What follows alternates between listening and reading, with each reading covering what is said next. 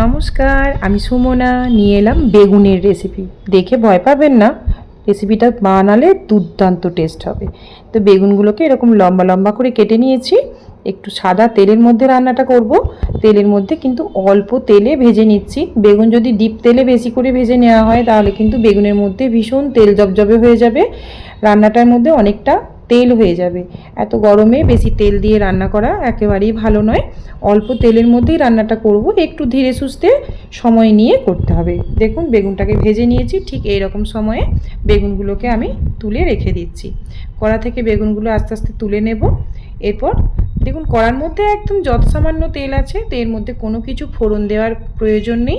আমি একটা বড় সাইজের পেঁয়াজ কেটেছিলাম, সেটা দিয়ে দিলাম তেলের মধ্যে। বেশ ভালোভাবে তেলের মধ্যে পেঁয়াজটাকে নাড়াচাড়া করে ভেজে নেব।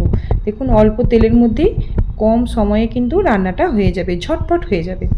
এরপর আমি যেটা করব সেটা হলো এই গোল্ডেন ব্রাউন করে যে পেঁয়াজটা ভেজেছি তার ওপরে একটা টমেটো আর দুটো কাঁচা লঙ্কা চিড়ে দিয়ে দিলাম। ভালো করে একটু ফ্রাই করে নেব, টমেটোর যে কাঁচা গন্ধটা আছে সেটা কাটিয়ে নেব। তারপর এর মধ্যে দিয়ে দেব অল্প চিনি, ওই ছোট্ট চামচের চিনিটা দিয়ে দিলাম একটুখানি। যদি চিনি খেতে পছন্দ না করেন স্কিপ করে দেবেন। এরপর দিয়ে দিচ্ছি সর্ষে পোস্ত বাটা। আমি টেবিল চামচে 3 চামচ মতন সর্ষে পোস্ত বাটাটা দিয়ে দিলাম। দেখুন ভালোভাবে মশলাটা মিশিয়ে নেব। আর এখানে আমি খুবই কম তেলের মধ্যে রান্নাটা করছি।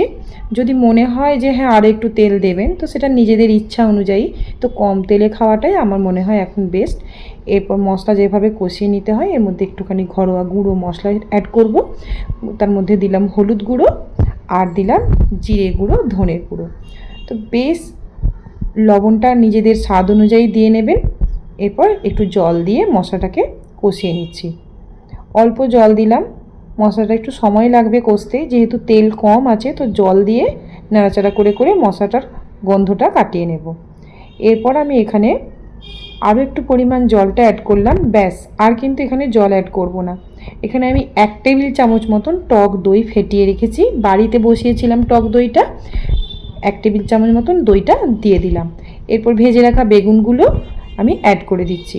বেগুনের মধ্যে একেবারেই তেল নেই, তবে যে প্লেটের মধ্যে যেটুকু লেগেছিল সেটা আমি এখানে দিয়ে দিলাম। এর মধ্যে কিন্তু বেগুনের ভাজার ফ্লেভারটা আছে।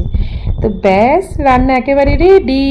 এরপর দিয়ে দিলাম কিছুটা ধনেপাতা কুচি, প্লেটিং করে নেব।